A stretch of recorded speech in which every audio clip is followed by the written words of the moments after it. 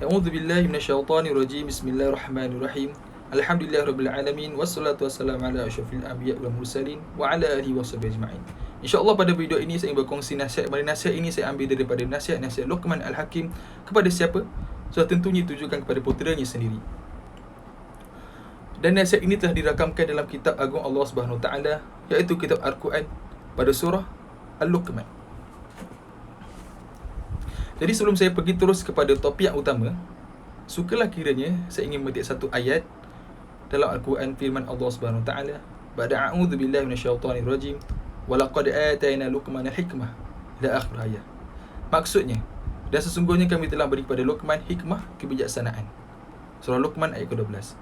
Ibnu Jarir Al-Tabari ada berkata, iaitu Allah Subhanahu Wa Taala berikan Luqman pemahaman dalam agama, akal dan kebenaran dalam perkataan. Boleh rujuk kepada tafsir Al-Tabari jilid ke-18. Jadi apa yang dapat saya simpulkan di sini, bahawa Luqman Al-Hakim merupakan seorang yang disebut namanya dalam Al-Quran, yang juga terkenal dengan nasihat-nasihatnya kepada anaknya, sehingga kan Allah turunkan satu surah yang dikenali dengan surah Al-Luqman.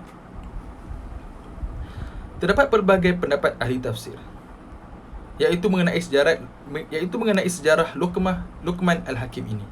Ada yang menyebutkan dia ialah nabi pada masa antara Nabi Isa dan Nabi Muhammad SAW. Sehingga kan sering timbul persoalan, apakah Luqman ini seorang nabi ataupun bukan? Kerana apa? Kerana sehingga kan nama beliau sendiri dinukilkan di dalam Al-Quran. Ada yang mengatakan beliau ialah qadi pada masa Bani Israel, dan banyak lagi pendapat yang lain. Akan tetapi pendapat yang paling rajih, pendapat yang paling banyak dikatakan ialah bahawa Luqman ini bukanlah seorang nabi, akan tetapi seorang yang diberi Allah hikmah, yang hidup pada masa Nabi Daud AS. Seterusnya, berbalik kepada topik yang utama, apakah nasihat utama yang telah disampaikan kepada anaknya itu? Di sini saya keluarkan 5 nasihat yang telah ditekankan oleh Luqman Al-Hakim. Iaitu, nasihat pertama ialah tidak mempersekutukan Allah. Tidak mempersekutukan Allah. Dan ingat mafhumnya. Dan ingatlah ketika Luqman berkata kepada anaknya, ketika dia memberi pelajaran kepadanya, wahai anakku, janganlah engkau mempersekutukan Allah. Sesungguhnya mempersekutukan Allah adalah benar-benar kezaliman yang besar. Surah Luqman ayat ke-13. Nasihat kedua pula ialah sentiasa berbuat baik kepada kedua ibu bapa. Mafhum ayat. Dan kami perintahkan kepada manusia, yakni agar sentiasa berbuat baik kepada kedua orang tua. Ibunya itu telah mengandungkannya dalam keadaan yang lemah, yang bertambah-tambah, dan ibunya itu telah menyusukannya dalam usia 2 tahun. Bersyukurlah kepadaku dan kepada kedua orang tuamu. Hanya kepada aku tempat kembalimu. Surah Luqman ayat ke-13. Seterusnya kepada nasihat yang ketiga ialah menolak ajakan ibu bapa dengan cara yang baik, jika ajakan itulah bertentangan dengan syariat Islam. Mafhum ayat. Dan jika keduanya memaksamu untuk mempersekutukan aku dengan sesuatu yang kau tidak mempunyai ilmu tentang itu, maka janganlah engkau mentaati keduanya, dan bergaullah keduanya di dunia dengan baik, dan ikutilah jalan orang yang kembali kepadaku, kemudian hanya kepadaku tempat kembalimu. Maka akan aku beritahu kepadamu apa yang telah kamu kerjakan.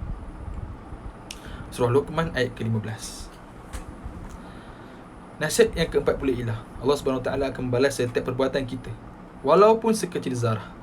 Mafhum ayat, wahai anakku, sungguh jika ada sesuatu perbuatan seberat biji sawi dan berada dalam batu, atau di langit ataupun di bumi, nescaya Allah akan berinya balasan.